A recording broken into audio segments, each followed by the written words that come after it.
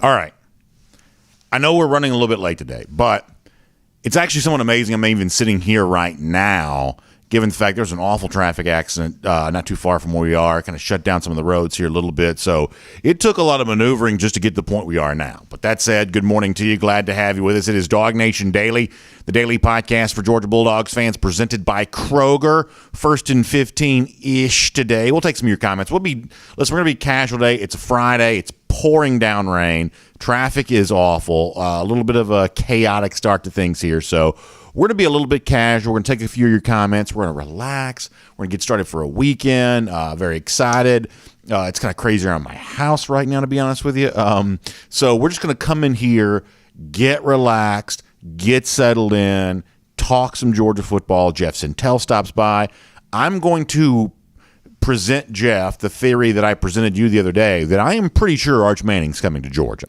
I'm going to tell Jeff why I believe that's true, and I'm going to let Jeff tell me if he agrees. And Jeff's also recently visited with a 5-star prospect of note, and so we'll talk about that. The transfer portal rumor that I presented to you yesterday has already fizzled into thin air, so we'll talk about that. There is very big movement regarding the NIL stuff. I think you can now say the chaotic NIL scene. We have very big movement on all of that, and we'll talk about that on today's show there today, too. Also, some interesting stuff from Kirby Smart yesterday on Oregon, on the aftermath of winning the national championship. Some fun there at the Chick-fil-A charity golf event, which takes place each and every year, so that's good stuff all the way around there as well.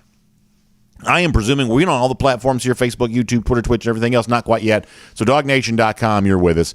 Everybody else is with us, too. So what do you say as a way of just kind of making up the fact that we were a little late getting on the air today, and I certainly understand that. And that's a couple of days in a row we've been fairly significantly late, which I certainly appreciate, that not being the world's best thing. We'll take some comments, and we'll do all that with you here right now. Brian Whitehead, thanks for the kind words, saying just happy to know that we are safe. I appreciate that, and obviously we don't take traffic issues lightly. It's always unfortunately better to be the one stuck in the traffic than it is the one that's right there in the center of the accident. So everybody be careful today as you're traveling around here. Randy Hall also checks in to say for Todd McShay, first round Jalen Carter, Keely Ringo, Nolan Smith. Yeah, we've been talking about some of those guys a lot here as of late. Richard D says, which current defensive player has the measurements and the high ceiling that Trayvon Walker does?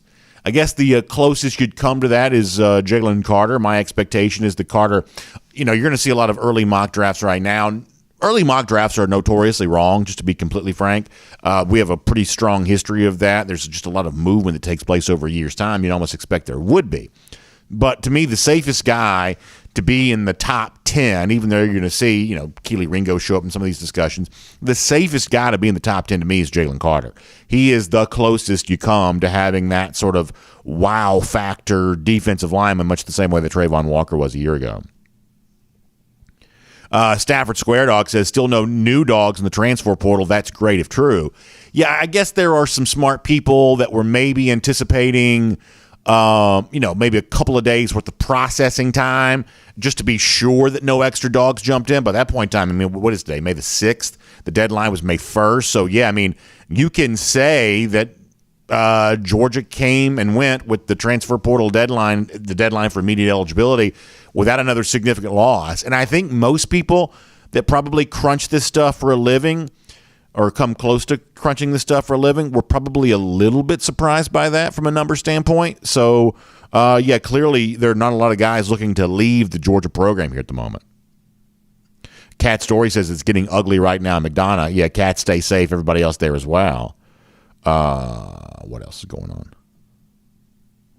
William Perry says BA doesn't like the rain. BA does not like the rain. So one of the things I'm going to try to do today, and I'm hoping, I'm terrible at reading forecasts. I never know, how things are going to go. But I know it's supposed to be pretty bad a lot today, but I've been wanting to go to a Georgia baseball game, to a Diamond Dogs game, and I'm supposed to take my son tonight to see the Diamond Dogs in Vanderbilt, which is obviously a fun start to a big SEC series for UGA. Really hoping the weather cooperates so that we're able to do that. A lot of you know, some of you don't. I don't live in Athens, so it's some of y'all go to Georgia baseball games all the time because you live in Athens. I don't. It's a little bit of a trek for me to get there, so I don't get to go to a lot of the non-football events as much as I'd like. I like taking my daughter to the gymnastics. I like taking my son, obviously, to baseball. Would love to go to more basketball games. We don't always get to do as much of that as we want to, so we've been trying to find a time to get over and see a baseball game. So we're going to try to do that today if we can. Hopefully the weather cooperates. We've also gotten a puppy at our house. You understand something? I've never been a real, this is a terrible thing to say, but I've never really been a dog person. I'm not really a pet person. We've never done this in my family. But my daughter wanted one so bad. So we've gotten that started now. Boy, what a crazy thing that is. Let's see what else. Randy Hall says, what's going to be your first high school game this year? We actually are going to be, and I don't know if I'm supposed to say this yet or not, but I'll tell you about this now and tell you more about it in grander detail later.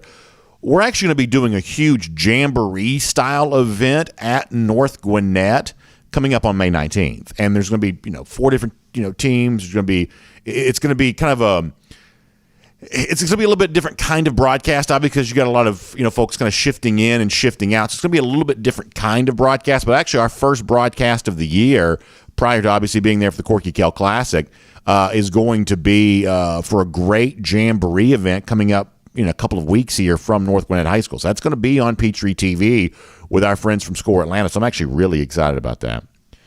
George Ann Olive, it is a golden doodle. A golden doodle. It's kind of funny. So we brought it home for the first day yesterday. Super shy, kind of getting acclimated. Really a very loving dog already, which is kind of cool to see.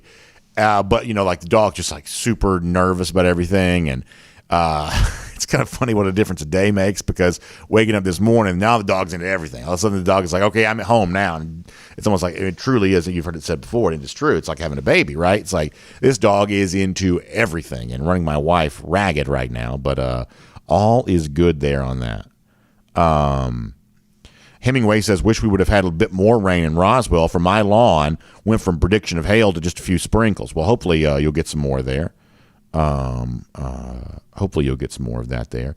Let me check in on the other platforms here for a second. We'll get ready to get started. We're going to go in like about 2 minutes time. I told you we'd be a little casual here for a minute. So let me just say good morning to our friends over at Facebook, since we kind of got a little bit of a late start for them there as well. Over here on the Facebook side of things, this is kind of a breach with like recent typical protocol. But good morning over here. I see Pete Williams. I see Joyce Grantham Dugan. She mentions I guess this is real. I saw this report a few places. I believe it is accurate that Dabo Swinney's brother has been arrested on some awful, awful charges. I guess you'd call it like, I guess you'd call it like child pornography or something like that. And there's no obviously, suggestion that Dabo is in any way connected to this, but it is his family member. Those reports are out there. I do believe they are real, based on what I've seen, and awful. That's awful. Awful. Kent Holcomb says, we have a 7-year-old Labradoodle. Best dog we've ever had. His name is Curtis Lowe. Oh, I like that. A little bit of a shout out there to a great song. Let's see what else is going on here. Also, state of Georgia. Yeah, this is good one coming in from Kent Holcomb about producing the second most players drafted in the NFL with, with 30 in a population of 10.6 million. Texas was first with 32 in a population of 30.1 million. Yeah, when you talk about per capita success with the draft, Georgia's going to rival just about anybody. And shout out to the Cedar Grove Saints, who had 3 different players from their high school drafted there as well. So, okay, so yeah, so this is Michael driving in the. Oh my gosh, are you serious? Good gracious, Michael going back to his newsman days. A flaming vehicle there. By the way, I certainly hope everybody is safe there on that. That's very scary situation. I did not see that. I got on back roads. Very scary situation there regarding that. So prayers to everybody involved on that. Hope everybody's well. Wally Smith says we have a Labradoodle. That's cool to hear. This is on YouTube. Cody Ledoux says I have 3 German Shepherds. So, wow, Cody's well taken care of there when it comes to some of those serious guard dog types. I don't know how well I'd handle a German Shepherd, but cool that Cody's got 3 of those. let's see what else is going on here. We're getting ready to get started here in a moment. So a lot of folks checking in, a lot of folks having fun. Tennille says, I was going to say Happy Mother's Day, but I'm the only female here. Well, Tennille, Happy Mother's Day to you. We will say that. And glad you're all on board. Getting ready for a great Mother's Day weekend. Excited about spending some time with my mom. Excited about celebrating my wife there as well, who's just as good as it comes when it comes to being a mother to my children. And I'm so thankful for really all those mothers in our life. We'll also celebrate our Kroger winter coming up. We've gotten some great feedback on how much you all have enjoyed hearing those great Kroger stories. And so we'll have another one of those for you today here as well. So, boy, there is a lot going on, a lot to do. As I said before, Jeff Sentell stops by, but we heard from Kirby Smart yesterday, and we'll share that with you off the top. Getting ready for the Oregon Ducks season opener, what he knows about him, what he doesn't know about him, and also just kind of the challenge awaiting UGA as it tries to build off of a national championship season from a year ago. That seems like a good place to begin here on what is a rainy Friday. So happy early Mother's Day to all of you, and I guess late Cinco de Mayo. We'll have some fun Cinco de Mayo related tweets later on. I should have showed you these yesterday. I just didn't see them until after the show, but they were very good. We'll do that as part of our Golden Shoe later on. It is DawgNation Daily, the daily podcast for Georgia Bulldogs fans. It's presented by Kroger, and it begins right now. Today's episode of DawgNation Daily is brought to you by Kroger, fresh for everyone. Presented by DawgNation.com. This is DawgNation Daily, the daily podcast for Georgia Bulldogs fans. Here's your host, Brandon Adams. Coming up in a moment, we'll have a little bit of an update on the story we talked about yesterday, transfer portal rumor. Well, it's already kind of fizzled in thin air. I'll tell you more about that here coming up in just a little bit. Before that, something else we talked about earlier this week was Kirby Smart at the Chick-fil-A charity golf event. Does it every year. A lot of coaches do. Obviously, Chick-fil-A connected to the kind of the Peach Bowl. They have the kickoff class at the beginning of the year. Georgia's in that this season against Oregon. They have the Peach Bowl at the end of the year. Do not forget, it's a college football playoff game here for the upcoming season. So Chick-fil-A and the Peach Bowl closely connected. Those big events at Mercedes-Benz Stadium really are kind of the defining moments oftentimes for the beginning and end of the season in college football.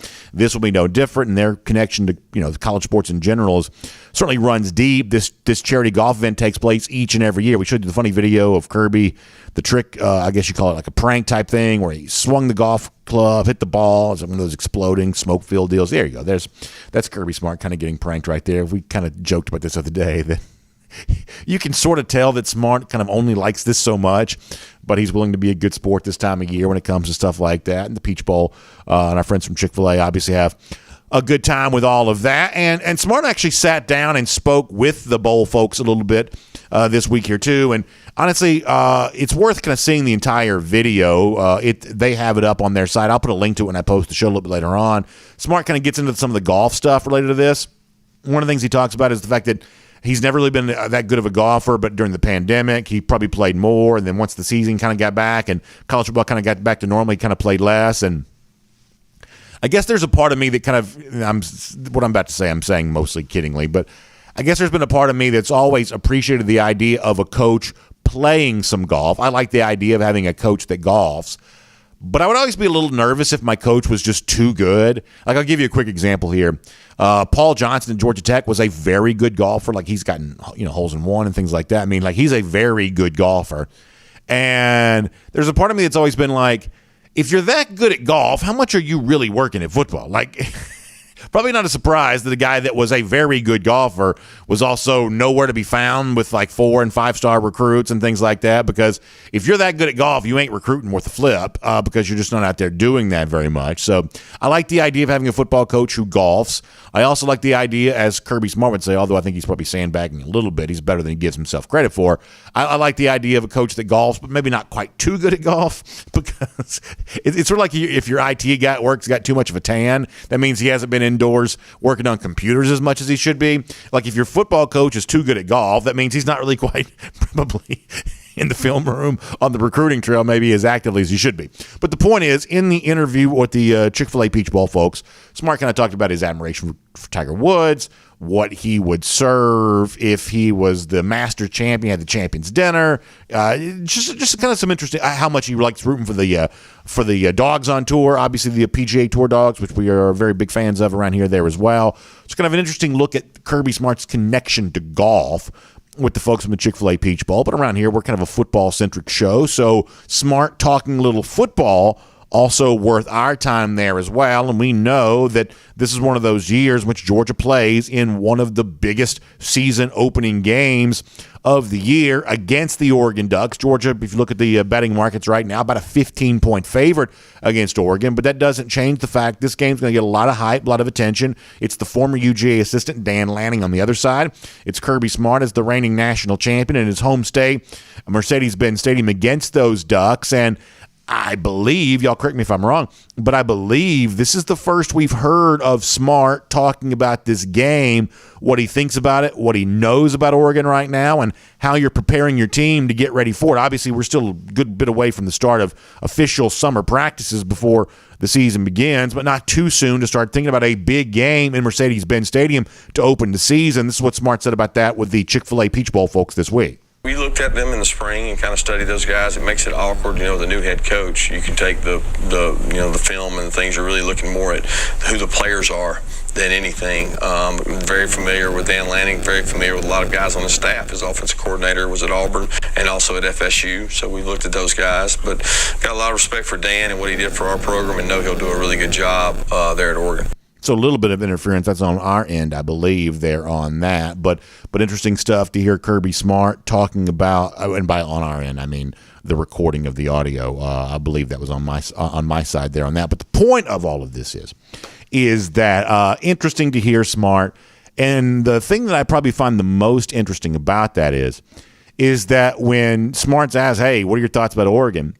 It's interesting that he says, it's kind of hard to know what they're going to be about, but he doesn't say, we haven't spent any time thinking about Oregon yet. Did you notice that? It's one of those deals where Smart kind of sidesteps the question because he probably sidesteps most questions, but he doesn't fail to acknowledge the premise that, yes, we're already thinking about that season opener a little bit. In other words, you heard him say during spring, spending some time watching some film on Oregon. They've already started those preparations. So for those of us who really get excited at the start of the season, for those of us who, somebody mentioned this to me yesterday, that we are now closer to the start of the year than we were the end of last season.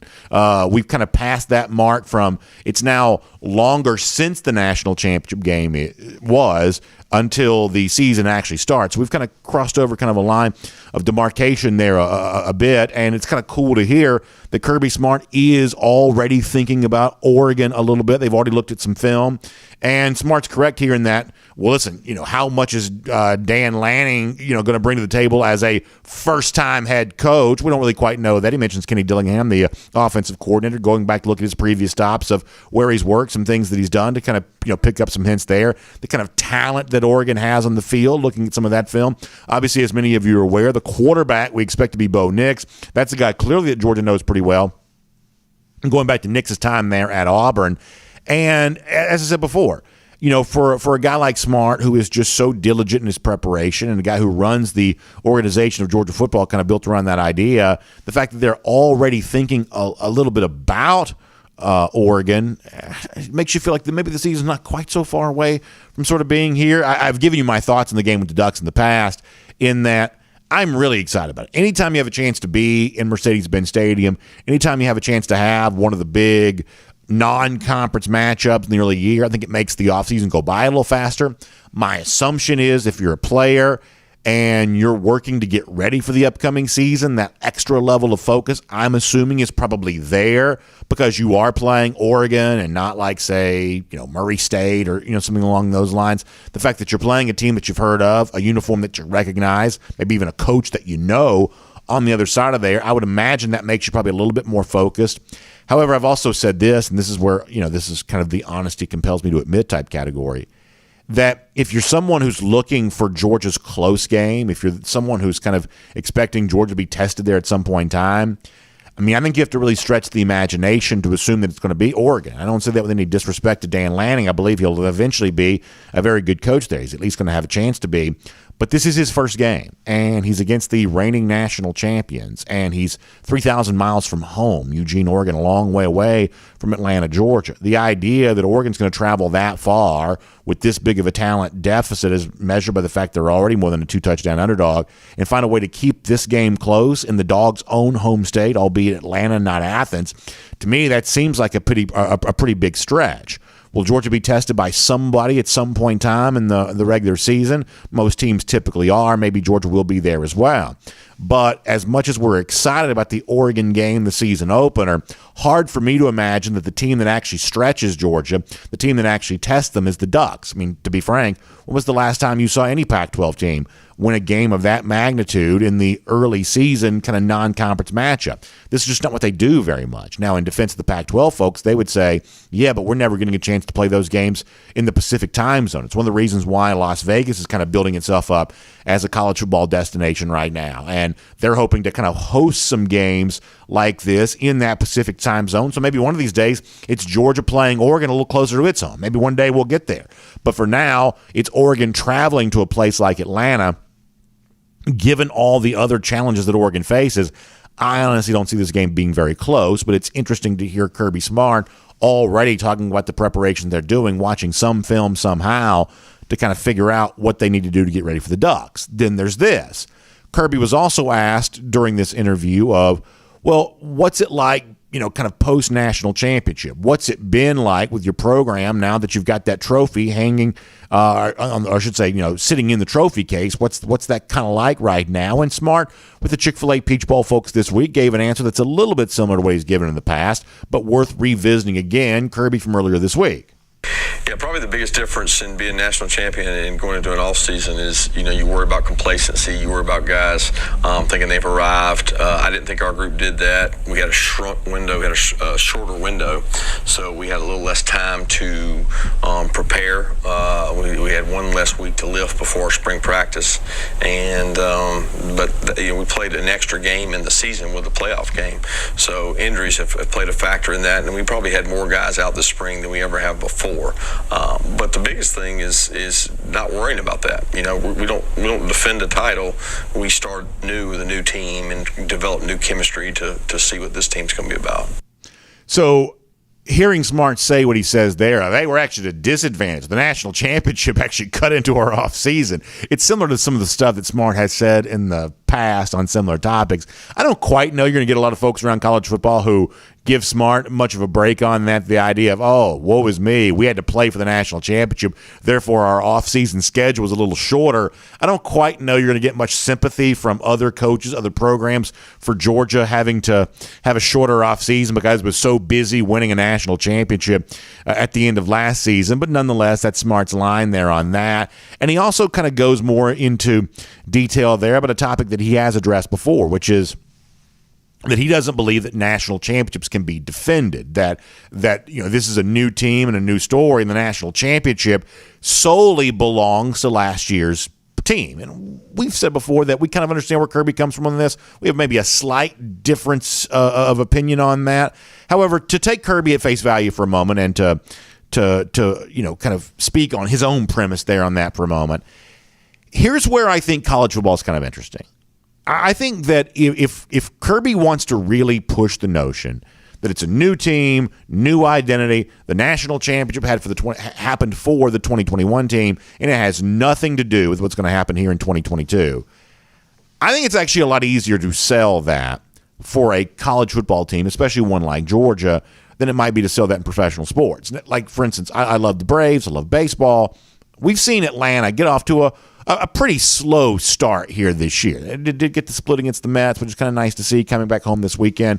Interesting against the Brewers coming up. We'll see if they can, kind of get it turned around. But they've gotten off to a little bit of a slow start. I think some Braves fans have kind of wondered, is this a World Series hangover? Maybe it is, maybe it isn't. I think we do see hangovers, so to speak, in professional sports kind of a lot, where once you've won the championship, maybe your level of focus does wane a bit. Maybe there is a little bit of complacency that does creep in. Maybe that's possible. It could potentially be possible in college sports too, except for Georgia. I truly believe there's a very good chance it's not as true for UGA as it might be for a professional sports team like you may have seen in the past, because there really are a lot of new faces and new roles for Georgia this year. So if you want to sell as Kirby Smart to these Georgia players, hey, that national championship happened for that team. Do you want your own national championship? Do you want your own glory? Do you want to be a first-round pick at the end of this season the way that a lot of those guys became last year?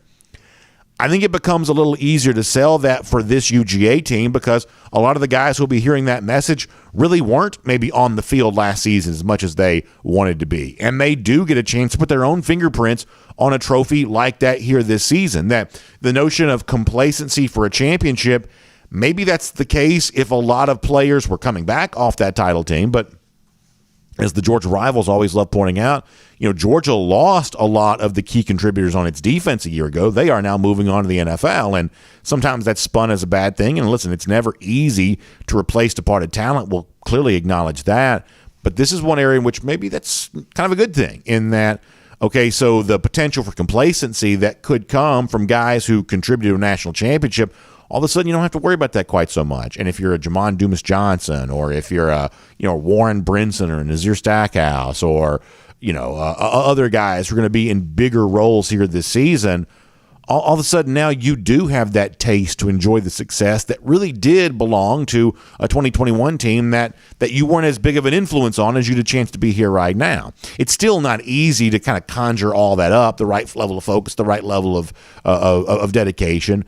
But I do think it's made easier when the guys receiving that message really are chomping at the bit to kind of go out there and have their own level of success, the kind of individual success that leads them to get paid, the kind of team success that could lead to a national championship, or at least certainly contending for one. And that's where I'll wrap up this conversation here for right now. You've heard me say this over and over again, and I'm going to keep doing it. I believe that Georgia, heading into 2022, the season opener against Oregon and everything else that's going to come after that, I believe that right now Georgia is actually pretty undervalued by the national media types who set the narrative and the opposing fans who kind of, contribute to that conversation. I think there's this assumption that, well, Georgia had its moment in the sun, but now it's going to kind of slide back to the pack and be what Georgia was before. I believe that's maybe wishful thinking, that UGA is actually set up very well to look good in the season opener against Oregon, and then look pretty good in every regular season game after that there as well. And come December and January, this Georgia team for this season is going to be just as much of a national championship contender as last year's team was. And what the end result ends up being, we don't quite know yet. But when you hear Kirby Smart speaking in those words to the folks at the Chick-fil-A Peach Bowl this week, the level of focus they're already conjuring up is going to give the Dogs a great chance to succeed. My name's Brandon Adams, and this is DawgNation Daily, the daily podcast for Georgia Bulldogs fans. And we're presented today by Kroger, and we are glad to have you with us here today. Rainy and traffic's bad, at least in the Atlanta area where I am. So everybody be careful. Everybody drive slow. Keep your eyes on the road and stay focused. And obviously, let's let us entertain you and keep you relaxed. And if you're at home or somewhere else, just stay indoors here for a little bit and maybe head back out a little bit later on today. Either way, I'm really glad to have you as a part of what we're doing here today. Video 9:45, 1st and 15, DawgNation.com and the DawgNation app. 10 a.m. Facebook, YouTube, Twitter, Twitch after that. The radio at noon on Athens Sports Radio 960 The Ref. Podcast on the Apple Player, Spotify, Google, the world-famous DawgNation.com. A lot of ways for you to get in touch with us here on the program today. However you get to us, just glad to have you with us as we do. Really good stuff all the way around. And a big thanks to our friends at Kroger for making it all possible. Kroger is the source you got to turn to get ready for a very big weekend. You probably already know this. It's Mother's Day on Sunday, and if you're a good son or daughter, you've already got those Mother's Day festivities planned. If you're last minute, Kroger still got you covered there as well. Whether it be the gift cards, the flowers, whatever else you need, Kroger's got you on all of that. You're getting ready for a big meal. A lot of folks love the big cook out there on Mother's Day. Well, you can get stocked up for what you need there on that too. All of those great savings, all of those great opportunities right there for you at Kroger. So check out Kroger.com/mom for more on that. It's Kroger.com/mom.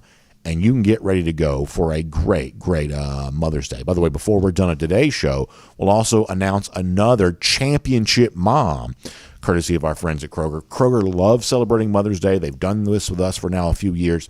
And it's been such a fun week this week, telling you those stories, but those great mothers who've been nominated by folks in our audience. It's been a wonderful, wonderful time there on that. So we'll give out another one of those championship mom stories and announce a winner courtesy of our friends at Kroger here in just a little bit. Before that, though, before we talk some recruiting with Jeff Sentell, going on the road with AAA with him in a moment, I want to go around the doghouse. And so we talked about this a little bit yesterday. There's a guy named Isaiah Land, a very prolific pass rusher from Florida A&M, and he'd put his name in the transfer portal. And one of the things we showed you yesterday was on Land's Instagram story, he had shown, a lot of different teams like LSU and Auburn. One of those was Georgia. We showed you that yesterday.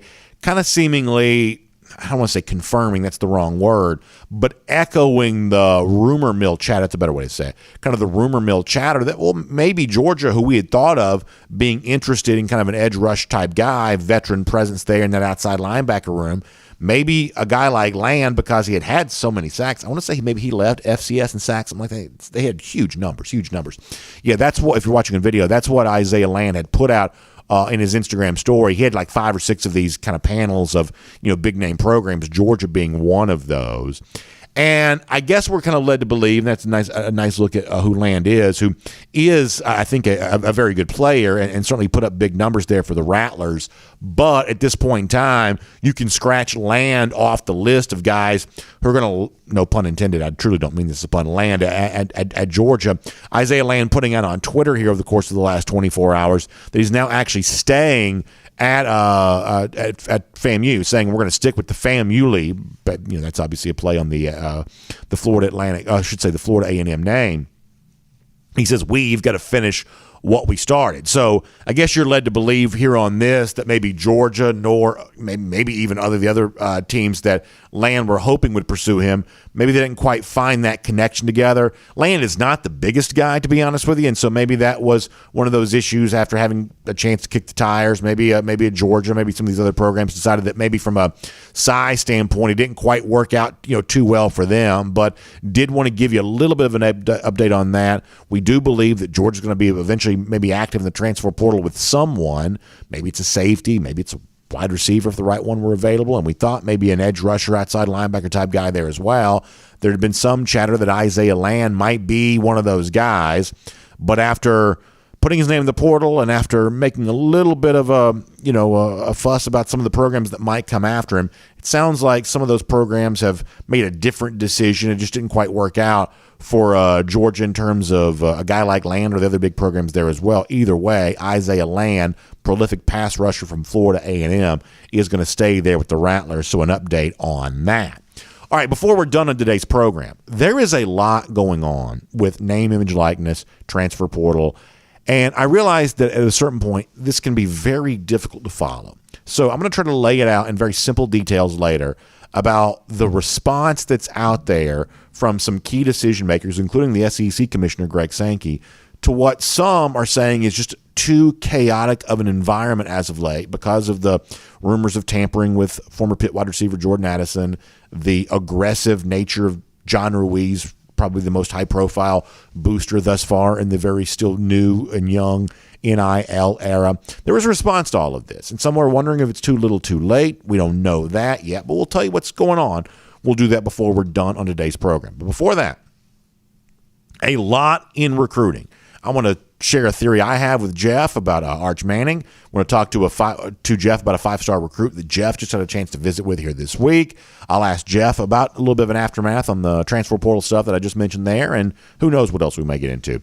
It is On the Road with Jeff Sentell, assisted by AAA. Great time to be doing that on a Friday. Glad to have him and all of you with us here today as well.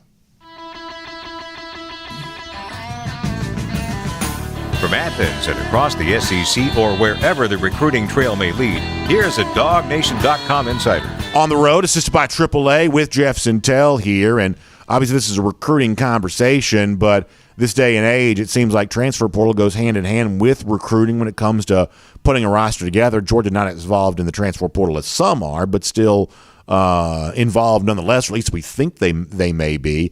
Jeff, let me bring up the story I just mentioned, and let's see if we can figure out what all this means. That we talked a little bit earlier this week about a guy named Isaiah Land, very prolific pass rusher from Florida A&M. Land had put a little Georgia stuff on his Instagram story along with some other big-time programs. Ultimately, though, Land staying at Florida A&M would lead you to believe that maybe he didn't quite get that offer from one of the big schools that he was hoping to get. That's what's caused him to kind of go back here to the Rattlers. That's, I think, an easy assumption here, although admittedly that's just an assumption there on that. So my question to you is this. Clearly, Land is not the guy for Georgia, but do you still think that Georgia will look to add a player or maybe even two out of the transfer portal now that we're post that May 1st deadline for players to be in the portal and have immediate eligibility for the upcoming season? Yeah, good morning, Brandon. Good morning, everybody. Certainly seems a lot more different now, a lot more difficult now. There's still ways that I guess you could have graduate transfers. The deadline of May 1st is kind of rigid, and now we're even past the 48 hours. There's a lot of speculation out there that Georgia is going to kind of stand pat with its roster, hope guys come back. There's a lot of this. I'm sure you saw the story out of Boston College, how one of their leading returning receivers, Zay Bruce, speculated or even said outright that he had turned down a $600,000 NIL deal or $300,000 NIL deal to return to Boston College.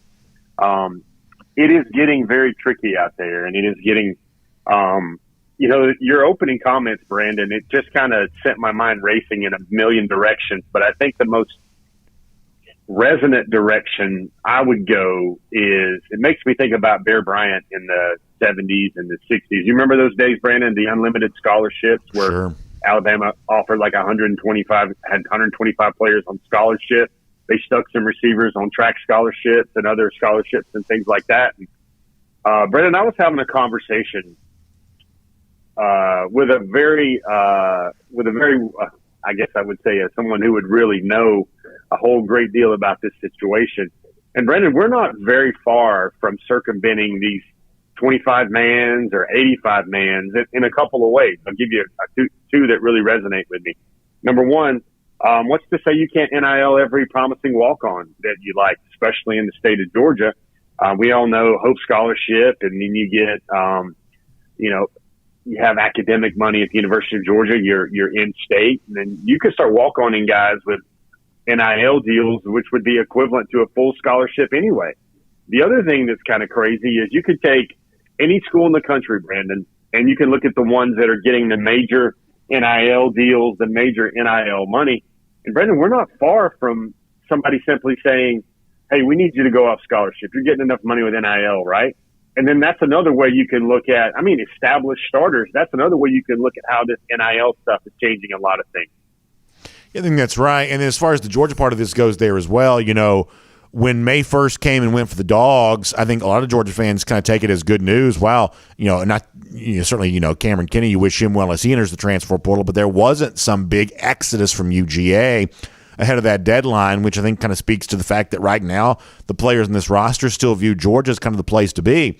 But there were some Georgia fans, especially the more bean-counting-minded Georgia fans, who were like, wait a second. I was sort of expecting a few Georgia players to go in that transfer portal to maybe make room for some other players there as well. I think that Georgia would still have room to do something if it wanted to, but were you a little bit surprised that Georgia didn't have more players enter the portal than did before that May 1st deadline? Yep. Yeah, good question. I think for me, perhaps my maybe biggest surprise is the recruiting, and this is what people don't pay attention to. It's not the names that come in. Like, everybody's got their eyes on Alabama, right? They see, I think Alabama's added 2 receivers. They're working on third. They added an offensive tackle from Vanderbilt. They had also added previously the running back from Georgia Tech, who now seems like one of the best players on their offense. And everybody was wondering, well, what is Georgia doing to counter and match? And really, maybe, Brandon, the way to look at it is some of the most effective recruiting Georgia did was to keep guys out of the portal and keep guys on the roster. There's a lot of names that that's been bandied about everywhere in cyberspace about that guy's leaving, that guy's going to be hard to stay, and a lot of those names stayed for Georgia. And I think player retention maybe was a big part of the portal story and maybe the headlines that weren't there regarding the Georgia Bulldogs. So I want to change the subject here for a little bit as we're on the road, assisted by AAA with Jeff Sentell here today. Jeff, I believe that Arch Manning is coming to Georgia, and I'm going to give you my theory in all of this, and I'm just curious to hear your thoughts on it. If you want to go back to a couple of years ago, I remember when I first realized that Justin Fields was coming to Georgia. I'm not a recruiting insider, things like that. I just try to follow the stuff that's out there. But the time I knew that Fields was coming to UGA was when it became obvious that he wasn't going anywhere else. All the other schools that were kind of rumored to be in the mix for him, they were just kind of all falling by the wayside. And it truly was a disqualification, a process of elimination, almost like a battle royal, that Georgia had emerged as the winner there. You knew that he was going to the Dogs because he wasn't going anywhere else. The other suitors had seemingly just kind of fallen apart there. I mean, I'm not quite so sure we're not having the same thing happen with Manning right now. Like the Ole Miss, which is kind of like the legacy connection, that doesn't seem to be materializing. We had national analysts say, hey, watch for like a Florida or an LSU to get involved here with new coaches. If that's going to happen thus far, it hasn't. And then you're kind of left with that big three of Georgia and Alabama and Texas. Well, look what's going on with Alabama right now. There is a lot of chatter about Alabama and another quarterback named Eli Holstein that it seems like they are down the road with a pretty good bit. And you've got all these Bama fans online who are talking about how they believe that Holstein's actually better than Arch Manning, which certainly is an indication that they think that Bama's about to take that Holstein commitment here because they want to be able to save face in all of this. So, Jeff, all that really leaves you with, and this is my theory admittedly, but all that really leaves you with is Georgia, who just had 15 players drafted, Texas, who just had 0 players drafted. Is a guy like Arch Manning, who, by the way, is also probably as drama-free of a recruit as I can remember, going to go to a drama farm like Austin that's not producing NFL talent, that has tons of questions surrounding the future of Steve Sarkisian? Seems hard to imagine that Arch Manning would voluntarily enter into that scenario when everything at Georgia just seems so buttoned up by comparison and certainly much more successful. Because of that, I'm actually as certain as I've probably ever been about an elite recruit. I believe Arch Manning's coming to UGA. What say you? Wow, Brandon, you got everybody jumping in their coffee cups this morning. I mean, Brandon, the Holstein stuff is stuff you could kind of see coming, I guess, 2 months ago. Holstein, he's also from the state of Louisiana. At one time, he was committed to Texas A&M, and I kind of feel like it's always been Georgia and Texas with Manning. And you're right, you make a lot of great points about how the circumference and the radius around this story. There's not a lot of great things going for Texas right now in this head-to-head. I mean, you saw with Alabama, they could match a lot of things that Georgia offered, had the ability to present. Arch Manning is a great case. They had good college town. They had great tradition. They had NFL players all around him to develop. They had the pedestal. Texas didn't have any of that. Georgia has that. But, I mean, probably 2 months ago, you saw the writing on the wall when you watched Eli Holstein keep making trips to Bama. And then even after he decommitted from Texas A&M, I got the feeling that was really because Alabama kind of thought that their puncher's chance with Manning was waning a little bit, and they had to go find and get their guy. So they, basically work on a guy that had been committed to Texas A&M. And like you said, they're not done yet, but they certainly feel like they're walking down the aisle and picking out bridesmaids and ring bearers outfits for the celebration. But really leaves Arch in Georgia and Arch in Texas. And I don't know of many people that could, if their keystrokes depended on it, they could come up with a compelling case to figure out why Texas is going to win this thing. Key reminder, Arch Manning is much ballyhooed and trumpeted as the next biggest, greatest thing. But Texas, Brandon, they already have the next biggest, greatest thing, the 2021 version.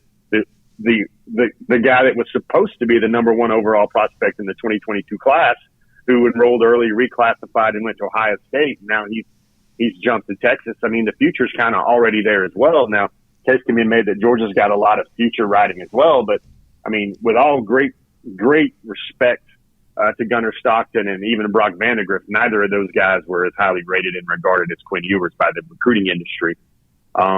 It just feels, what do we always talk about, Brandon? Follow momentum, follow the visits.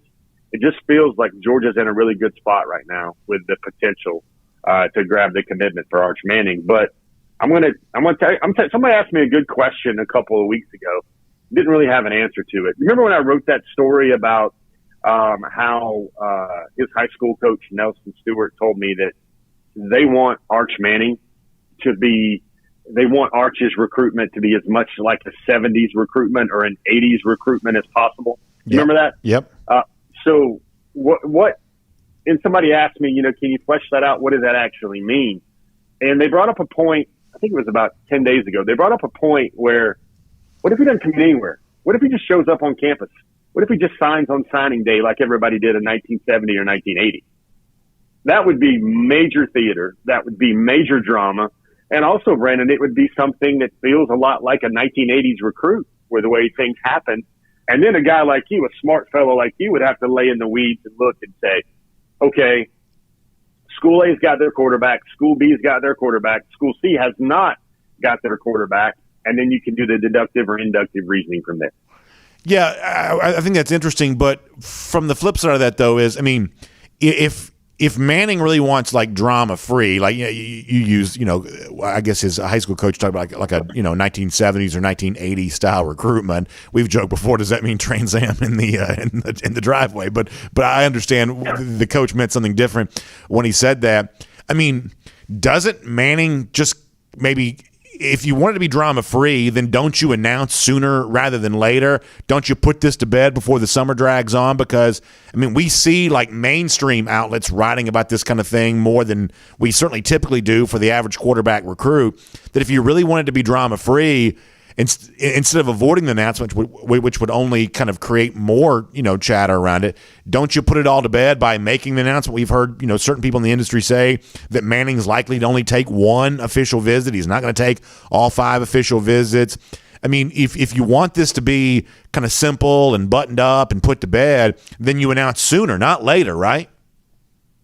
Yeah, well, the other thing to watch for is June the 2nd through the 5th. That's the marquee weekend window where Georgia's lining up all of his alpha recruits.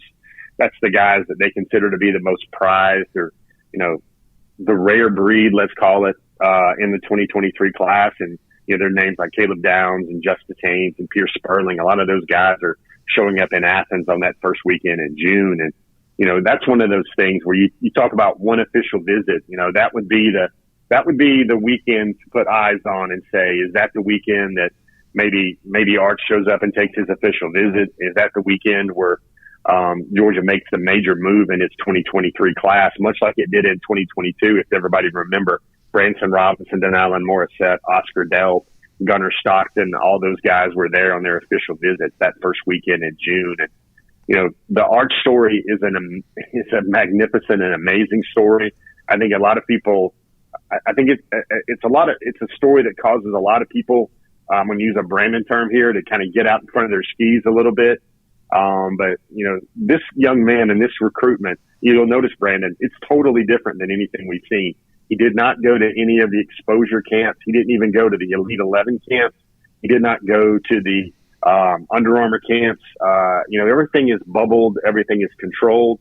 And you're going to have next week, Arch Manning's spring practice opens up at Isidore Newman in New Orleans. And that will be quite a sight to see all the coaches strolling up and down those practice fields, up and down those gridiron lines next week.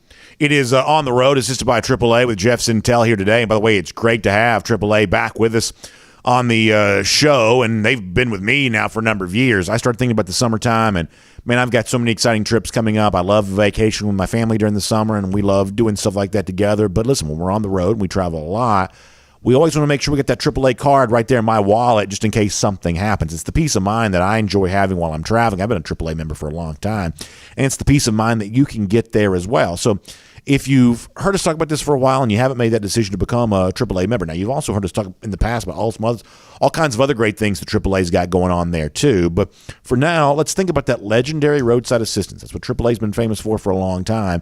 And as you get ready for the summer, whether you're traveling for youth sports or vacation or just simple quick getaway for the weekend, whatever else, AAA ought to be in the car with you as you travel. So go to AAA.com, and you can find your local AAA club to kind of help you with all of that. A AAA membership, a great, great companion as you're moving around across our great country here later on this summer. So, Jeff, speaking of moving around and being on the road, you've certainly done plenty of that over the course of the last couple of days, including catching up with Caleb Downs. Excellent safety out of the Mill Creek program, and a guy that we featured on TV a lot last year. I'm assuming we're going to be featuring him a lot this upcoming year there as well. And a guy, you got a story coming up at DawgNation.com there as well. When you think about in-state prospects for the current cycle that we're in, I don't know that there are too many more intriguing than Downs. How did you find him when you had a chance to speak with him a little earlier this week?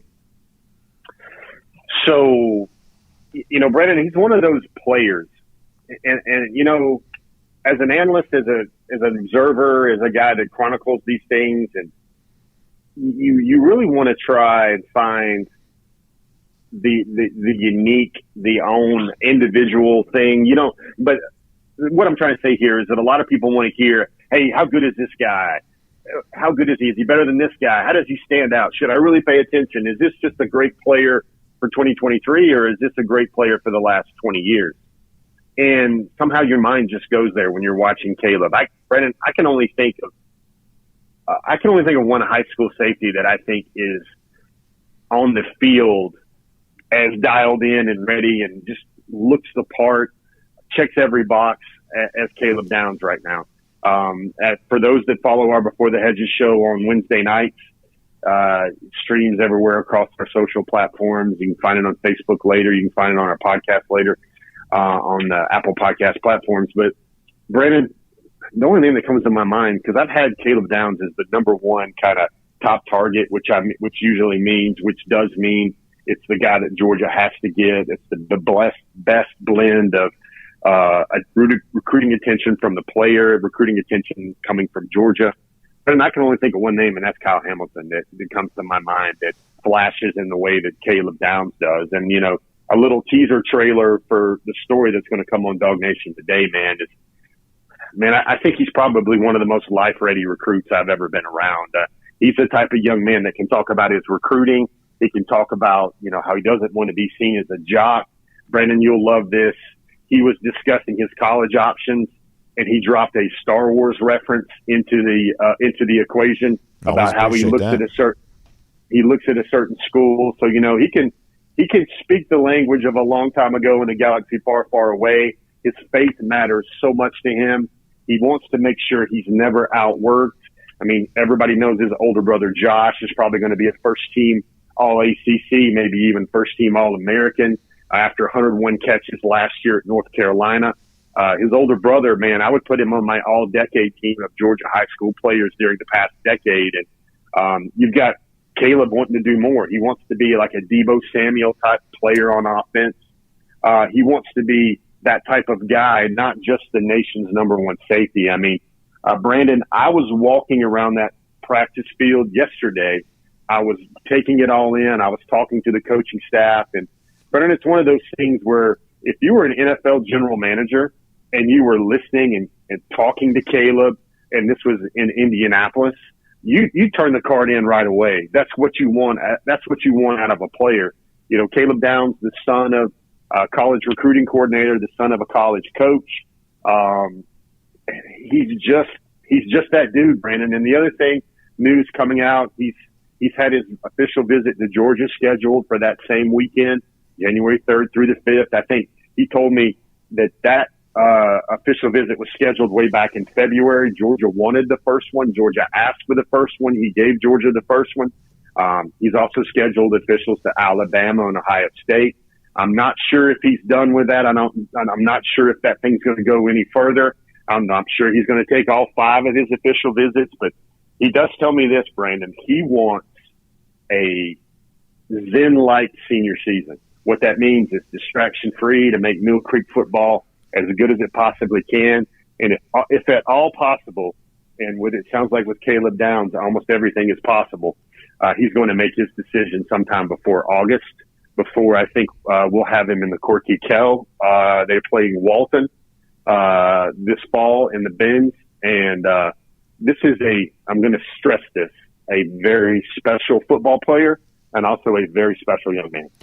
Jeff, good stuff. Can't wait to read the story at DawgNation.com. Thanks for being here on the road, assisted by AAA here today. Hope you have a great weekend. Happy Mother's Day to all the mothers in your life, and we'll look forward to getting the chance to chat with you again very soon.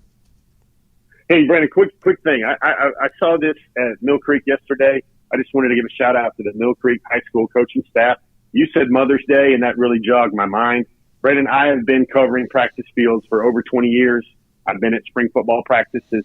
Never seen what Mill Creek did. And what was it about is they got together with their booster club. They purchased 185 Mother's Day cards.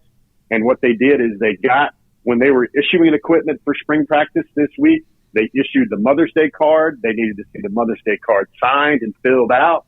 That way they made sure every player in their program on Tuesday, Wednesday, Thursday had already figured out Mom's Mother's Day card. And Brandon, I cannot tell you how impressive that is, because if a program takes care of little things like that, little things in terms of how much they're going to win football games, they're really going to take care of things in the fall that matter to wins and losses. Cannot stress how much I was impressed by a booster club, a coaching staff, making sure it was important to their young men to make sure they took care of all their mothers on Mother's Day coming up Sunday's big day. Jeff, that's great stuff. Great story there as well. And speaking of stories, I said before, looking forward to reading more about Caleb Downs coming up with you at DawgNation.com there as well. We'll talk to you soon. See you, buddy. Have a great weekend. Let's take a look around the rest of the league. This is SEC Through. Good to get a chance to catch up with Jeff Sentell right there. Of course, Jeff was a big part of our DawgNation cruise last week. Fun to be on the seas in the Bahamas with him. And as I've been telling you, this is your chance to be on your own cruise vacation coming up there as well. I know you probably lived vicariously through us as we were on the seas. Well, you get a chance to be on board the Royal Caribbean yourself there. A great time to do that. Take advantage of all the great ports of call that Royal Caribbean's visiting right now. Obviously, Perfect Day, Coco Cay, the one that gets a lot of attention. We talk about that a lot when we're here there as well. But listen, they're all over the Bahamas, Eastern, Western Caribbean itineraries. So many fun things to do. Back in Alaska again, which is a really big deal. There's just a lot of fun things going on with the Royal Caribbean right now. So as you head towards the summer, this is a great time to be on a Royal Caribbean cruise vacation. So check out our friends at the Cruise and Vacation Authority. They'll help you with all of the different choices there of the right Royal Caribbean ship for you, the right itinerary for you, the way to make that vacation everything it should be. So online, the Cruise and Vacation Authority can be found at tcava.com. That is tcava.com. You can also give them a call at 770-952-8300. 770-952-8300. You've heard me say it over and over again how great a Royal Caribbean cruise vacation is, and now it's time for you to discover that for yourself. So make sure you check all of that out today. We'll give you a Kroger Championship Mom winner here coming up in a little bit. But let me talk about why yesterday was a very big day for, I guess, the future of NIL. Certainly an attempt being made to put the toothpaste back in the tube here on two different fronts. It is certainly fair to ask, as some are, whether all of this is too little too late. But nonetheless, there are big efforts afoot here right now.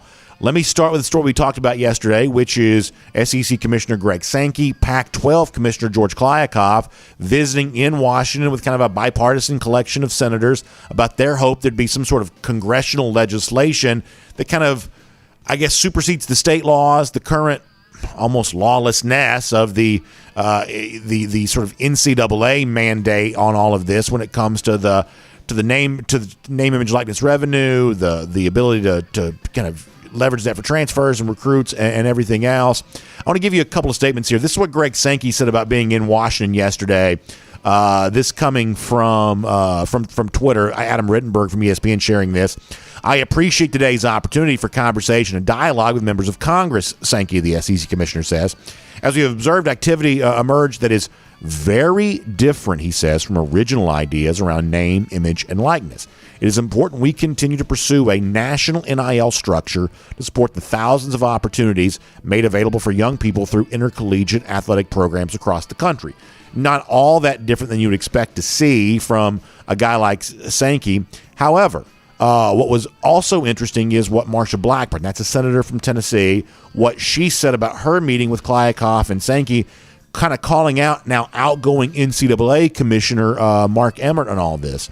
Blackburn saying about this, saying for far too long, the NCAA has refused to allow student athletes to benefit from the use of their name, image, and likeness. NCAA President Mark Emmert's resignation is one of many necessary structural changes that will enable the NCAA to support our student athletes. During my meeting with SEC Commissioner Greg Sankey and others today, poor George Kliavkoff, the Pac-12 commissioner, got relegated to being an other in this. But she says, I continue to push for the accountability and fairness measures our student athletes deserve. So listening to Blackburn there and kind of listening to the way in which this part of all this has been described, it sounds like they're going to try to thread a very difficult needle here of, we're for NIL, but we still want amateurism. And that is not an easy thing to do because there's a lot of cynicism around that idea. We've addressed some of this kind of stuff before, but yesterday, Sankey and Kliavkoff were in Washington. Blackburn, one of the senators they were meeting with. Now, concurrent to this, happening at the same time, but not in any way related to this,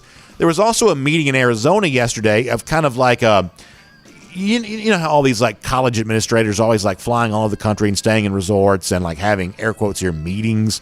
Well, this is one of those sort of spring meetings that took place in Arizona yesterday. Dennis Dodd was there for that for CBSSports.com. And also the topic of trying to go backwards related to the kind of current NIL hysteria. This also came up there. One of the guys that was quoted is Shane Lyons. He's the NCAA Council chairman. That sounds important. He says, how are they having these conversations, meaning boosters, with athletes? He goes on to say, we've never let boosters be involved in the recruiting process. Where did it go off the tracks? He says, these collectives are boosters. You also had the Colorado athletic director who also, kind of stood up and argued forcefully on this. But the other thing about the Dennis Dodd story at CBS Sports, which was interesting, is like the most high-profile booster involved in the NIL stuff right now is John Ruiz. That's the Miami guy who bragged about, giving the six-figure sum to the recent Kansas State basketball transfer. And, on Twitter, a couple months ago, basically laid out all the money he was paying to the Miami football players. They were all sums in the neighborhood of, like, say, $30,000 to $40,000. A couple of guys got $50,000, but he basically just kind of put it out there. This is what I'm paying all these guys. Been very forceful in talking about this. Well, Dodd got a quote from Ruiz in this story, and Ruiz says that my platform, meaning what they're doing for NIL, is very consistent with all the rules with the NCAA and state law. He says we probably have more robust compliance system than the schools or the NCAA itself. He says I'm extremely comfortable. This is totally kosher. We have legitimate companies, meaning the ones that are making these NCAA payments. He also kind of makes a threat here. He says, I'm a seasoned lawyer. I do high-level litigation. What would happen in a court of law if someone were to challenge what we would do? He says, we actually require work for pay, meaning the NIL deals they're giving, they require something in exchange for it. Maybe that's true. This is all really complicated, but there is no denying that Ruiz's social media message the other day about bragging about using the NIL deal to bring in the Kansas State basketball transfer, that felt like a little bit of a crossed line for a lot of people. That when you look at the way in which you've seen this very aggressive response from key like college leaders over the course of the last couple of days, a lot of folks seem to think that Ruiz sort of stepped too far as being one of the big reasons for this. The same kind of thing with Jordan Addison there as well. That's the Biletnikoff winner, the wide receiver from Pitt, who was rumored to be transferring to USC, then entered the transfer portal. I've told you that some of the recent stories that have emerged around Addison, my opinion, they're all smokescreens. I don't think he's going to Alabama. I don't think he's going to Texas. I think he was always going to USC. But some of this is also USC kind of realizing, to be openly tampering with a player like this, this had a very kind of bad look to a lot of people. We've kind of stepped in a new direction. Maybe it seems legal based on the current level of lawlessness, but maybe the spirit of the law is actually about to return here, because what you saw argued in Arizona yesterday is kind of a retroactive attempt to go back and legislate some of the deals that have already happened and say, this has never been legal. It wasn't legal when you did it then. And look, I get what people are saying. Well, how can you go back and do that now after this stuff has already happened? And how can you try to gain some semblance of control over this in the future, given the fact that you stood by while it got so wild right now? I think all of these are fair questions. I really do. I guess as someone who's kind of rooting for college sports to survive throughout all of this. Here's what I'm sort of hoping for. Maybe you agree with this, maybe you don't. There is certainly, room for difference of opinion. But here's what I'm kind of hoping for in all of this. I'm hoping that the threat of enforcement just kind of calms people down a little bit. I don't think it's good to have this level of open tampering going on. We said that a year ago when Miami tampered to get Tyreek Stevenson off the Georgia roster, nobody cared at the time. We predicted that eventually people would care. That prediction has turned out to be correct. People care now. They should have cared a year ago, but they care now. The same kind of stuff, about some of these other issues there as well. That we just want college football, college athletics to maintain some sense of normalcy. And that doesn't mean there isn't room for paying athletes, nor does it mean there isn't room for some ability to transfer.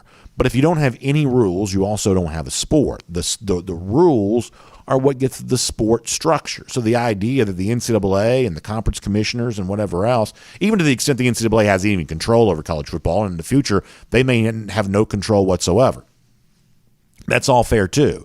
But the notion that we're now talking about somebody trying to build some structure around this, somebody trying to make sure that some sense of rule following is maintained so that the stability that's made the sport, football, basketball, everything else, as popular as they have been over the course of the last few decades, the fact that we're having this conversation now, I think is better than nothing. I really do. And it's going to get more complicated from here.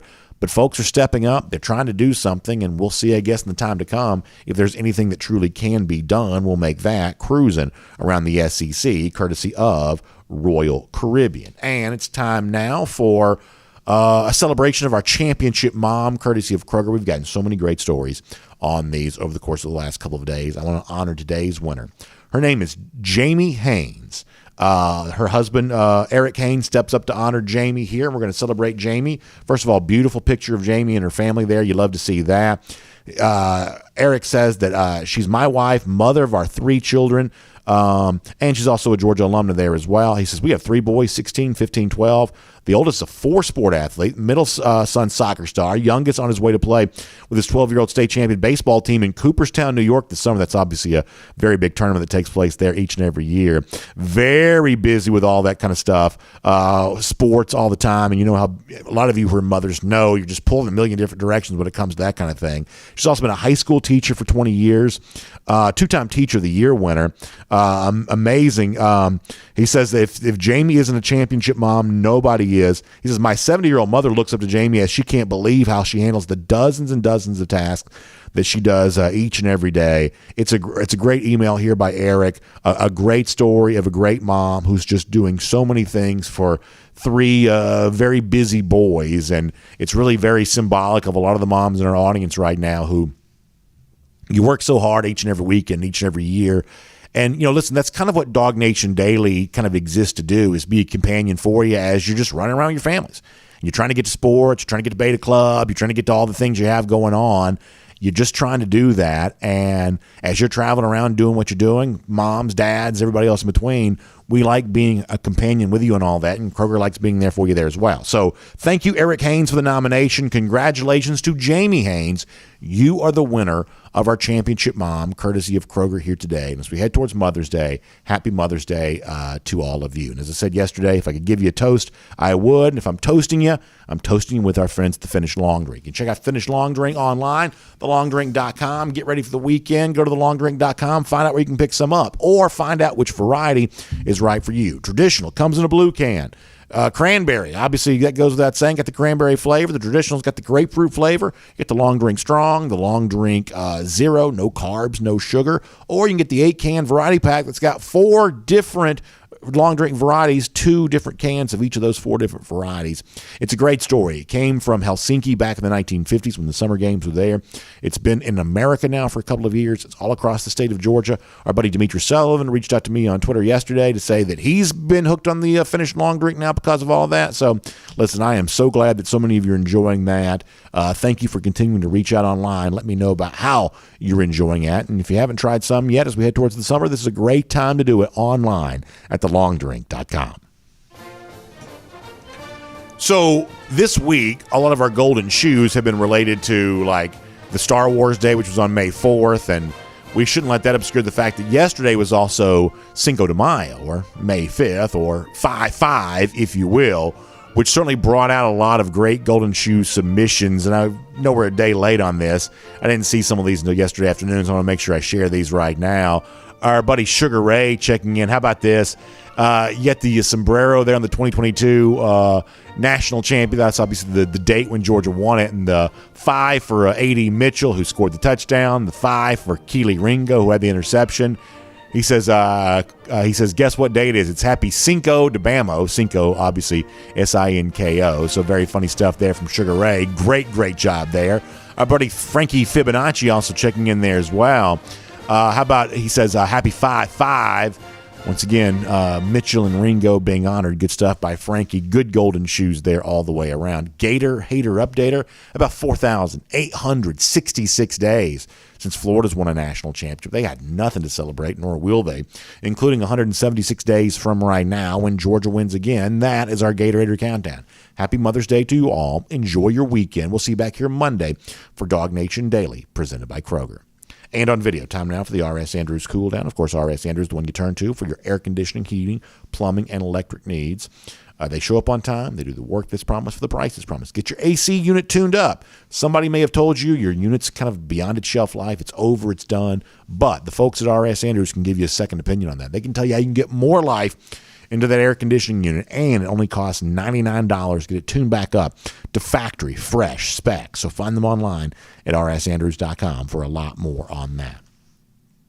We're going to do like 10 minutes of comments, and then we're going to get going because we got a lot going on around here today. So let's do that, and let's pop over here. We said hello to all of our comment sections before, so we'll kind of bounce around and do some of that here for a minute. Let me go Facebook first today, and then we'll kind of roll on after that. Keith Folds gives you the and on video. Denise White-Loper says so the NCAA kind of screwing up here on this. Going back to the NIL stuff from a moment ago, I mean, look, obviously nobody seems really like the NCAA. I think people dislike the idea of the NCAA. You know, what the actual structure of the NCAA is almost, sometimes kind of hard to define. But clearly the idea of the NCAA, kind of like that bureaucratic entity at the top of college sports, is pretty unpopular. But here's like the one defense I will give of the NCAA. Like, their idea was to try to preserve amateurism. Their idea was to try to keep college sports the same as it had been for, a century or more. And they lost in court. Like, they were trying to do what they thought was right. They had 8 of the 9 Supreme Court judges essentially just tell them they thought they were flat wrong. So, I mean, part of the reason why the NCAA has been, somewhat feckless on this recently, more so even than normal, is because they lost. They got beaten up by Congress. They got rejected by Congress. They got trounced in the Supreme Court. And we don't talk about politics, things like that, I realize. But in this particular case, this all happened. This was Washington very much involved in the world of college athletics, and not just Republicans or Democrats. This was pretty wide across an ideological spectrum. The NCAA kind of got trounced. So they have stood down on this because they got depantsed at the Supreme Court a year ago. So that's part of what that's about. Sandy Price says, I think it's important to remember the words team chemistry. It applies to all sports each year, and our 2022 Dogs must have it to be successful. That is true. That's one of the reasons why I sort of suspect, in a roundabout way, it's going to be let me just say it this way. It's going to be a very interesting experiment to see how Alabama handles their pursuit of a national championship, its pursuit of a national championship, as the fancy folks would say, how it handles its pursuit of a national championship, knowing that so much of its roster, as Frankie Fibonacci won our Golden Shoe today, Frankie says this before, they're kind of like an East-West Shrine Bowl team. They've got so many guys cast off from other programs. Can you create team chemistry with a bunch of guys that just showed up together? I think most teams would say, including Georgia for sure in 2020, the absence of that close connection, players enjoying playing with each other, made it hard in 2020. The pandemic, you weren't meeting together. You weren't face-to-face very much. You had to keep players separate from each other, and team chemistry was hurt because of that. Georgia spent a lot of its time in the early calendar year of 2021 trying to rebuild team chemistry. We've had players, John Fitzpatrick was on our show last week saying this, that the presence of those skull session type meetings, getting to know each other, understanding the why do you play football, what's this about for you, that enabled team chemistry to flourish, which the players who were part of this would say helped win the national championship, that this was all part of that. And I think that Georgia is trying to rebuild that again with a new crop of players here for 2022. And the fact that Georgia doesn't lean quite so heavily on the transfer portal, you don't have a bunch of different guys from a bunch of different places who are forced to introduce themselves to their teammates for the first time, I do think that makes it a little easier for Georgia. I'm not saying Bama can't win the national championship with a primarily transfer-led team. I'm not saying that, but it is an experiment, and we'll see how it goes. Good comment. Michael Hardy says, I love hearing your voice in May. That's awesome to hear, Michael. Yeah, we're here every day for you. During the season, during the off season, everything else as well. So I'm glad to have you check in today. Thanks for being here. Miriam Corbin giving that happy Mother's Day to Neil. You always love to see that.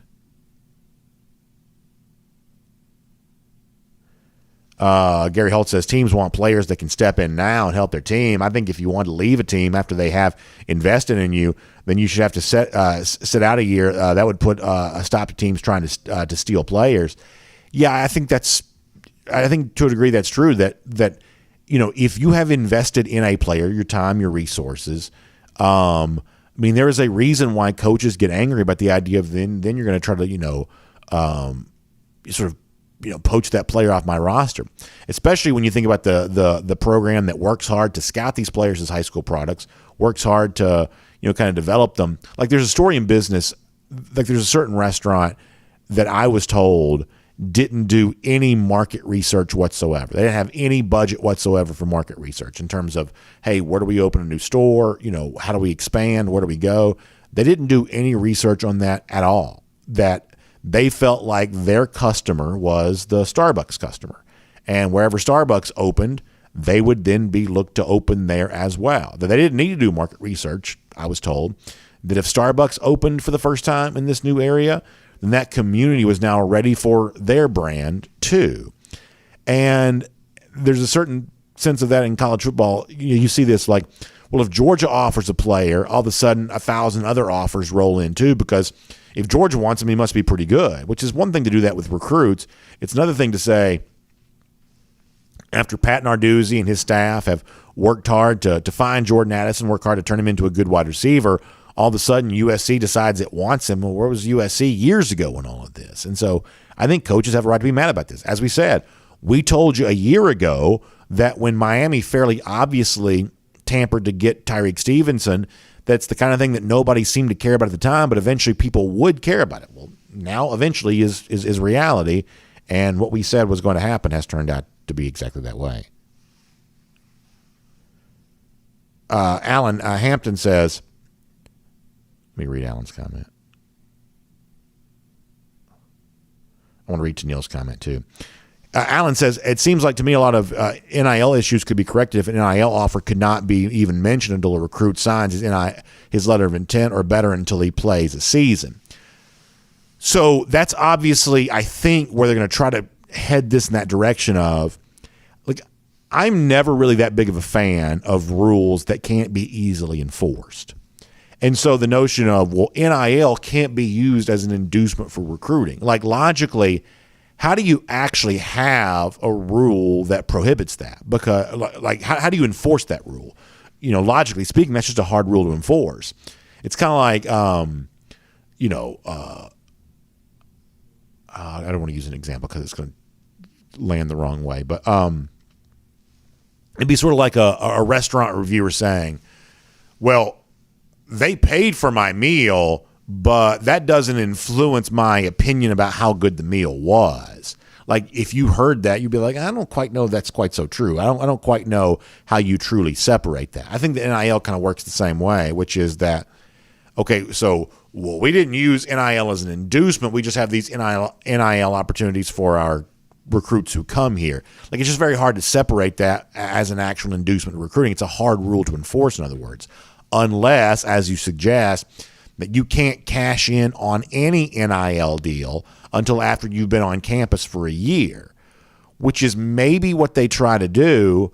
But if you do, you open yourself up to a lawsuit because you're, limiting, as some of the folks would say, you are, limiting compensation, which is obviously like that's going to get the National Labor Relations Board involved and things like that. They've kind of already tried to get on board on some of that, involved in some of that kind of stuff. So you're going to have to kind of account for, well, what does this say about the attempt to limit compensation? Because that's what John Ruiz is going to argue, the Miami guy, related to all of this. It is very complicated. My question is, well, if it's so complicated now, how has college sports thrived for like 60, 70, 80, 100 years prior to all of this? Like why is it just now chaos? Like how have we agreed to exist in some form or fashion in the past? Players seem to be happy. And by the way, that's the untold story in all of this, is like some of the stuff that's happening for college sports for the change. This is not even stuff that players are necessarily even asking for. Players want to play. Players want a scholarship. Players want, I'm around high school football all the time. Like, you don't hear all that much from players about, like the average player about, NIL this or transfer portal that. They just want scholarship offers. They like college sports the way that it is. They want to be a part of it. Like if you put some of this stuff to a vote I'm not even sure how much of this stuff would even pass, to be honest with you, because players just want the chance to play. At least that's the thing that I see over and over again. But the point is you're going to have to try to, if you're going to make some sort of rule that limits the way in which NIL can be used as an inducement to recruiting, you're going to have to try to do that in a way that doesn't open yourself up to lawsuits related to limiting compensation. And, the notion that somehow, whether you call it the NCAA or you call it some new entity that may govern college football in the future, can you maintain the sense of amateurism that's existed in the past, or are you going to be forced to categorize athletes as employees, and all of a sudden everything becomes different there at that point in time? And I think there's a lot of naive folks out there that assume, well, the moment that it happens, it gets way better for players. And I simply don't believe that's the case. The statement you're going to hear me make over and over again, all of this new stuff, transfer portal, NIL, and what may come after that, may be good for a few players over the course of the short term. But over the course of the long term, the old system, the amateurism system that cynical people call shamateurism, over the course of the long haul, I truly believe that benefits the majority of athletes across all sports more than whatever is on its way to replace that. I truly do. Let's get a few more comments. On YouTube. Let's see what else.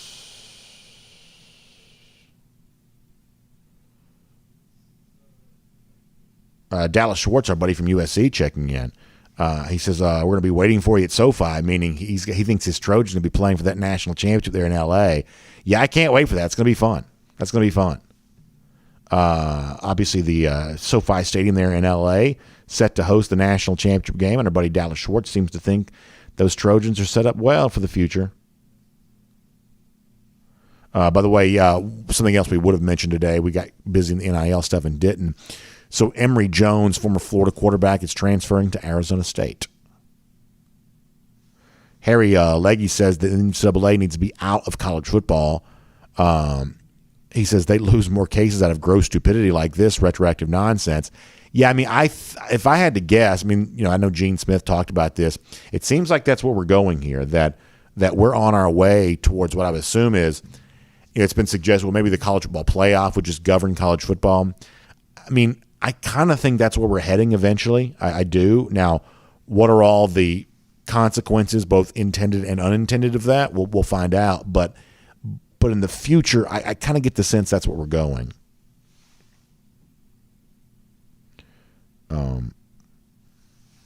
DSA 1 says, is UGA still above the 85 limit when it comes to scholarships? So as I talked to Jeff about, I think there were some folks who were kind of thinking that Georgia might lose more portal players than it did on May 1st. There is still the presence of some extra scholarships because of, some NCAA, I guess, concessions because of the pandemic.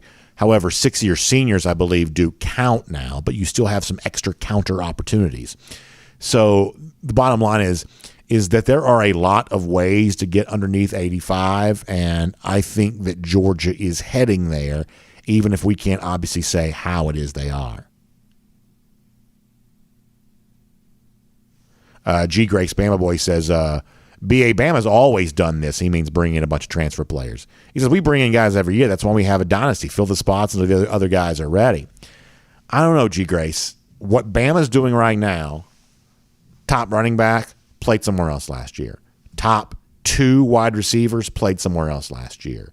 Offensive lineman played somewhere else last year. I mean, you can't tell me that's business as usual for Alabama. It's not. Now, it may work, and it may be, as some have suggested, Nick Saban leveraging the current system to benefit him the same way he's always been leveraging college football to his benefit. This may be just the latest example of that. But this does feel different to me, and I do agree with what some of our commenters have said. This isn't fantasy football. This isn't just plug and play talented players in a roster. They do have to play together. And I think you'd be the first to say, look what happened to Jai Hall last year, where he pretty clearly didn't think he was getting enough, and that aggravated Saban and ON, and Hall got aggravated right back. And that was a guy who, you follow Bama closer than I do, but most of, I think you and your friends would say, that's a guy who just wasn't bought into the system because he wasn't getting his in that system. You think transfer portal guys don't have the same kind of idea? They came here, as the old saying goes, they came to Bama for a reason, not for a season. They're here to get individual glory. Good luck keeping everybody happy, because when you give the ball to Jahmyr Gibbs, you're not throwing it to Jermaine Burton. Or when you throw it to Burton, you're not giving it to Gibbs. And that's before you bring in the Louisville wide receiver there as well. That I think Saban last year found managing egos to be a little bit more difficult than he was used to. And I think the presence of a transfer wide receiver probably made that even tougher. Well, now it's even more transfer type guys. Alabama's typically very good, and they may just once again be really good with a slightly different makeup of their team. But I do believe this is a little bit of an experiment. I do. Let's see.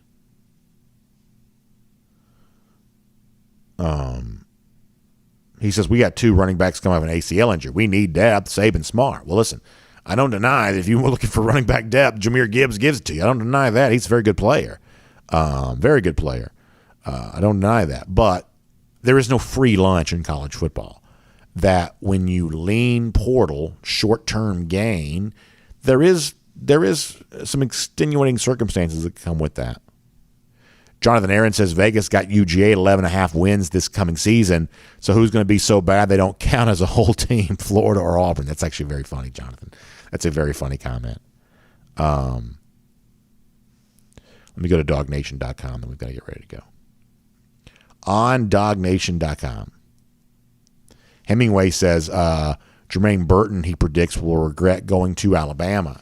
Yeah, I'd love to talk to Jermaine right now. Did Nick Saban tell you he was going to keep looking for transfer wide receivers after he promised you could come to Alabama and get a lot of yards and a lot of touches? Did you know that they'd be going after the Louisville receiver after that, and then Jordan Addison after that, at least reportedly so? Because that's the kind of thing that has a chance to hurt your team chemistry a little bit when you were told, hey, come here and be the guy. But if you told the Louisville dude, come here and be the guy, and he told Jordan Addison, come here and be the guy, all of a sudden you've promised a lot of stuff. You've written the same check 3 times at that point in time. So I don't know. We'll see. Charles Womack is correct. Scott Satterfield, the Louisville coach, is accusing Alabama of tampering and really saying Alabama's not the first team to try to do that.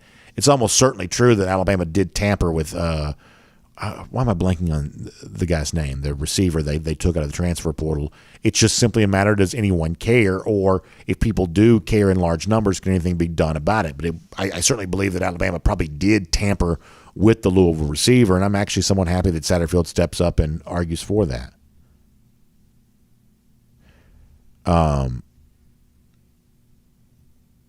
Senior Dog 54 says, if you think you're getting another Jamison Williams, you're going to be very disappointed. Yeah, I mean, the thing about Williams is that he really wasn't in line for much playing time at Ohio State because of how great their receiving core was. Like, I mean, there was a chance that he was always that good of a receiver. He just was in a spot where they had had 2 first-round picks on their team, last year. So, most recruits aren't going, or I should say transfers, aren't going to have, that level of impact. J. Bob says, I'm old folk, been loving college football for a long time, mainly the Dogs, but really getting nervous for the future. Yeah, I mean, the comparison I've made to this before is if the natural progress or process had been allowed to occur in 2020, we weren't going to have a season. That the water was flowing in the direction of a cancellation. And I don't want to go back and relitigate the past, but that's where we were heading. Powerful decision makers, that's just what they thought needed to take place. And had nobody stepped up and led, we would have had a cancellation. And in retrospect, that would have been a huge mistake for college football. It would have been a huge mistake. It would have had lasting consequences that we'd still be feeling. Well, how do we avoid that? Leaders stepped up. One of them was Greg Sankey. Frankly, the ACC kind of stepped up on this a little bit too. There were Bob Bowlesby, the Big 12 commissioner, kind of helped on this there as well.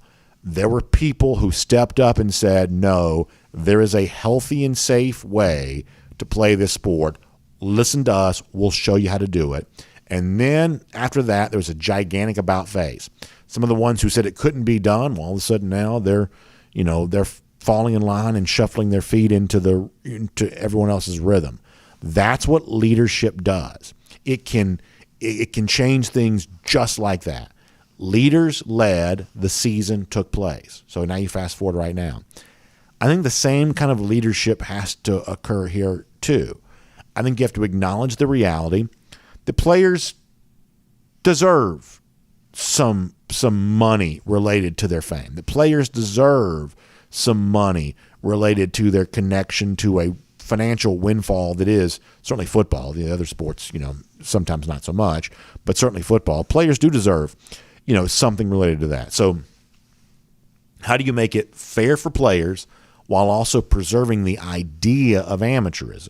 Because the idea of amateurism is going to, you got 85 players on one team, you got 14 teams in the conference, you got 70 teams across kind of the Power Five, 130 across Division I football. The average college football player is less valuable than the current scholarship deal that he gets. So the notion of amateurism is actually a good deal for the average player.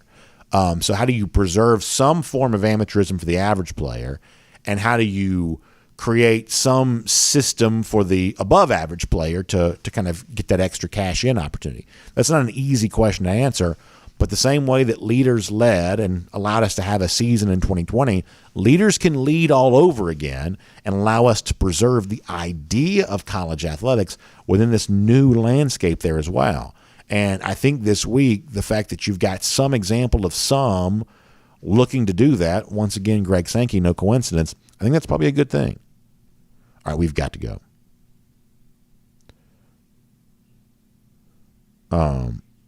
Let me go back around the comments one more time.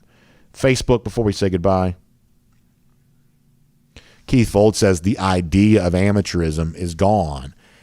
There are some people who want it to be gone, but I truly don't believe it's truly gone yet, nor do I think it should. As I said before,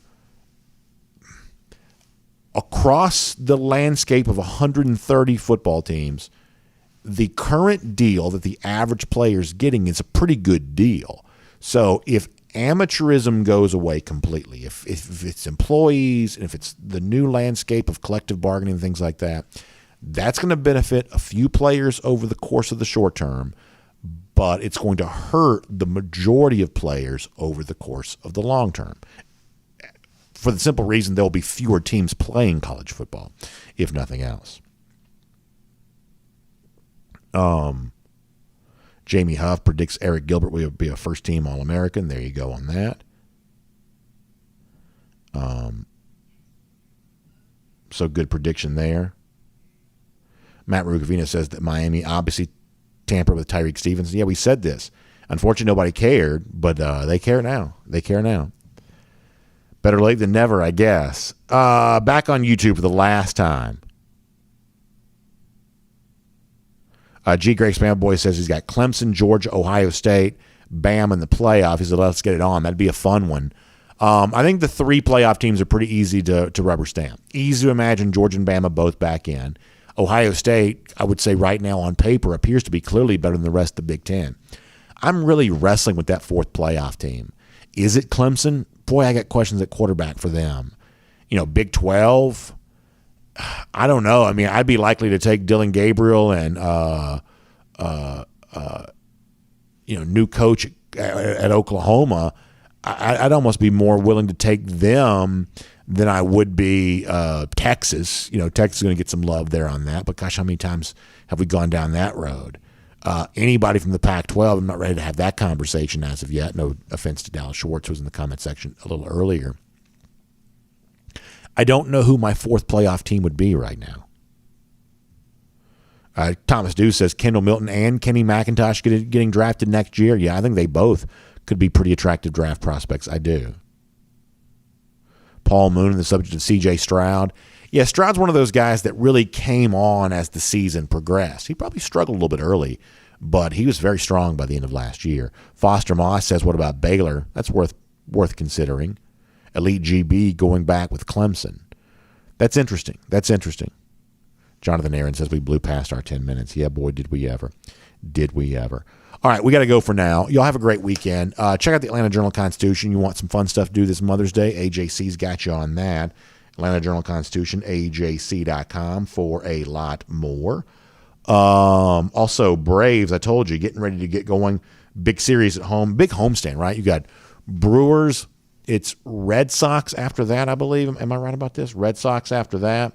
And then San Diego coming in following that. So you got a pretty big homestand coming in here for Atlanta. Weather holds off. I'm going to try to go see the Diamond Dogs tonight against Vanderbilt. I mentioned this earlier. Tennille Calvino had an interesting comment about Tennessee baseball. I mean, it's very rare for me to see a team in college baseball like Tennessee that seems to conjure up so much drama, right? And it's going to be fun heading towards the postseason. That's going to be a very easy team to root against. You had the Auburn player the other day that on a home run flipped his bat into the dugout. You've had illegal bats. You had Vitelli, the coach, shoved an ump earlier this year, got suspended for that.